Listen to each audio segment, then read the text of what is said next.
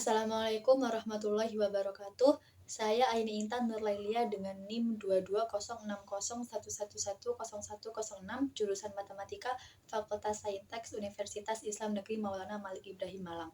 Di sini saya akan menjelaskan materi mengenai konsep budaya politik, budaya demokrasi, dan civil society untuk memenuhi tugas syarat UAS dari dosen pengampu mata kuliah kewarganegaraan yaitu Bapak Muhammad Kamilus Zaman. Submateri yang akan saya jelaskan yakni ada 4. Yang pertama yaitu makna dan hakikat demokrasi, yang kedua sejarah dan perkembangan demokrasi di Indonesia, yang ketiga pembangunan civil society di Indonesia, dan yang keempat demokrasi dalam sistem NKRI. Berikut penjelasannya. Yang pertama, makna dan hakikat demokrasi. Secara epistemologis, demokrasi terdiri dari dua kata yang berasal dari bahasa Yunani, yaitu demos, yang berarti rakyat atau penduduk suatu tempat, dan kreiton atau kretos, yang berarti kekuasaan atau kedaulatan. Jadi, secara bahasa, demos kreiton atau demos kretos adalah keadaan negara di mana dalam sistem pemerintahannya, kedaulatan berada di tangan rakyat, kekuasaan tertinggi berada dalam keputusan bersama rakyat, rakyat berkuasa, pemerintah rakyat, dan oleh rakyat. Makna demokrasi sebagai dasar hidup bermasyarakat dan bernegara mengandung pengertian bahwa rakyatlah yang memberikan. Dengan demikian, negara yang menganut sistem demokrasi adalah negara yang diselenggarakan berdasarkan kehendak dan kemauan rakyat. Kemudian yang kedua, sejarah dan perkembangan demokrasi di Indonesia. Yaitu yang pertama pada tahun 1945 sampai 1959 yaitu demokrasi parlementer. 1 bulan setelah kemerdekaan, negara kita menganut sistem demokrasi konstitusional atau demokrasi parlementer. Pada sistem demokrasi ini, parlemen dan partai berperan penting dalam jalannya pemerintahan negara. Pada periode ini, rakyat melakukan pemilihan umum untuk memilih wakil rakyat dan badan konstituante di tahun 1955. Pemilihan umum ini diikuti oleh lebih dari 30 partai politik dan lebih dari 100 daftar kumpulan dan calon perorangan. Sistem demokrasi parlementer berakhir ketika Presiden Soekarno merilis dekret presiden pada 5 Juli 1959. Kemudian yang kedua pada tahun 1959 sampai 1965 yaitu demokrasi terpimpin. Pada masa ini sistem demokrasi berubah menjadi sistem presidensial. Hal ini dilakukan karena UUD 1945 diberlakukan kembali. Sistem presidensial ini membuat seluruh tanggung jawab pemerintah ditanggung oleh presiden. Di masa ini, kekuasaan seolah berada sepenuhnya di tangan presiden. Karena itulah dikenal juga dengan demokrasi terpimpin. Sayangnya, sistem demokrasi terpimpin ini justru menyebabkan berbagai masalah. Puncaknya adalah terjadinya pemberontakan G30 SPKI. Setelah meletusnya peristiwa itu, maka sistem demokrasi terpimpin ini mulai ditinggalkan dan berakhir. Kemudian yang ketiga, pada tahun 1965 sampai 1998, yaitu demokrasi Pancasila.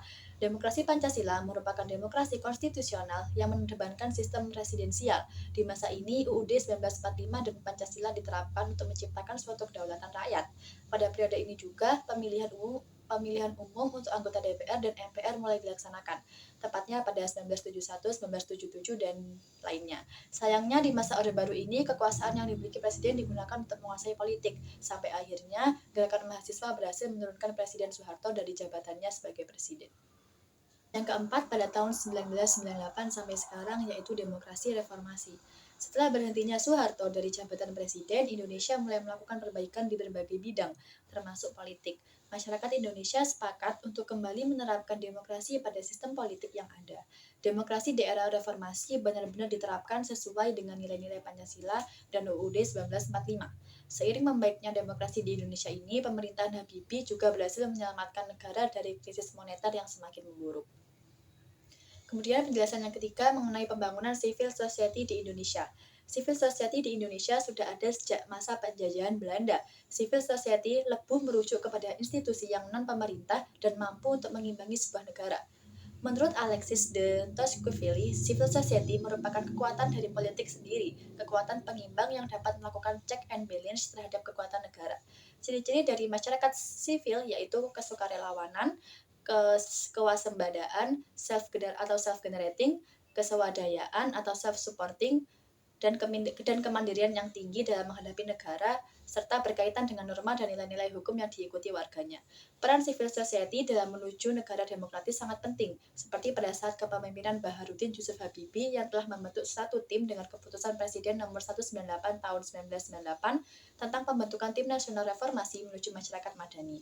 Dalam hal ini, civil society mempunyai 3 fungsi dalam negara demokrasi, yaitu advokasi, empowerment, social control, yang dapat menopang terciptanya demokrasi yang intensif.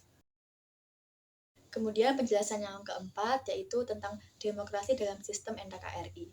Demokrasi mengizinkan warga negara berpartisipasi baik secara langsung atau melalui perwakilan dalam perumusan, pengembangan, dan pembuatan hukum. Nilai-nilai falsafah Pancasila atau pemerintahan dari, oleh, dan untuk rakyat berdasarkan sila-sila dari Pancasila. Transformasi nilai-nilai pada bentuk dari sistem pemerintahan merupakan konsekuensi dan komitmen terhadap nilai-nilai Pancasila dan UUD 1945.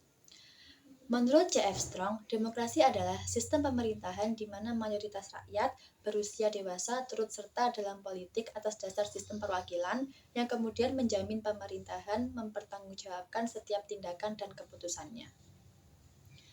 Demokrasi mencakup kondisi sosial, ekonomi, dan budaya yang memungkinkan adanya praktik kebebasan politik secara bebas dan setara.